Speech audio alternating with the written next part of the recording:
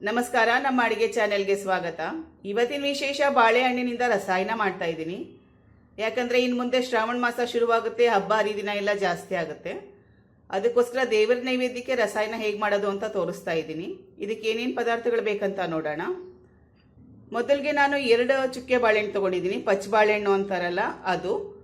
ನೀವು ನೋಡಿ ನಿಮ್ಮ ಮನೆಗೆ ಎಷ್ಟು ಜನ ಇರ್ತಾರೆ ಅಥವಾ ಅರಿಶಿನ ಕುಂಕುಮಕ್ಕೆ ಕರೆದಾಗ ಎಷ್ಟು ಜನ ಬರ್ತಾರೆ ಅದ್ರ ಪ್ರಕಾರವಾಗಿ ನೀವು ಬಾಳೆಹಣ್ಣು ತಗೊಳ್ಳಿ.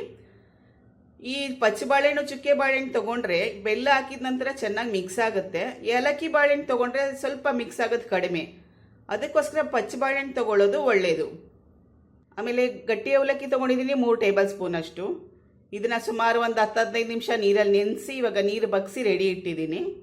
2 ಬಾಳೆಹಣ್ಣಿಗೆ ನಾನು ಈ 3 ಟೇಬಲ್ ಸ್ಪೂನ್ ಅಷ್ಟು ತೊಗೊಂಡಿದ್ದೀನಿ.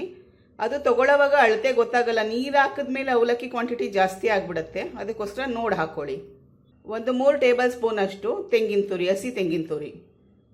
ನಾನು ಒಂದು 3-4 ಖರ್ಜೂರನ ಸಣ್ಣದಾಗಿ ಕಟ್ ಮಾಡಿ ಇಟ್ಟಿದ್ದೀನಿ. ಇದು ಆಪ್ಷನಲ್ ಆಗಿ ಇಟ್ಕೊಳ್ಳಿ, ಹಾಕ್ಕೊಳ್ಳಿಲ್ಲ ಅಂದರೂ ಪರವಾಗಿಲ್ಲ, ಹಾಕ್ಕೊಂಡ್ರೆ ಚೆನ್ನಾಗಿರುತ್ತೆ.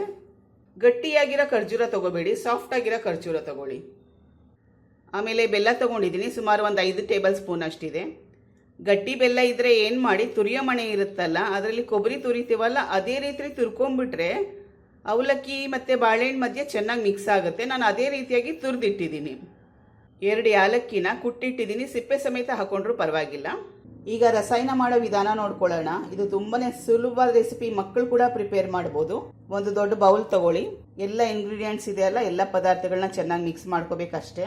ಮೊದಲಿಗೆ ಬಾಳೆಹಣ್ಣು, ಬೆಲ್ಲ, ಅವಲಕ್ಕಿ, ಹಸಿ ತೆಂಗಿನ ತುರಿ, ಖರ್ಜೂರ, ಸಾಫ್ಟಾಗಿರೋ ಖರ್ಜೂರ, ಏಲಕ್ಕಿ, 2 ಏಲಕ್ಕಿನ ಸಿಪ್ಪೆ ಸಮೇತ ಕುಟ್ಟಿಟ್ಟಿದ್ದೀನಿ. ಈಗ ಚೆನ್ನಾಗಿ ಮಿಕ್ಸ್ ಮಾಡ್ಕೋಬೇಕು.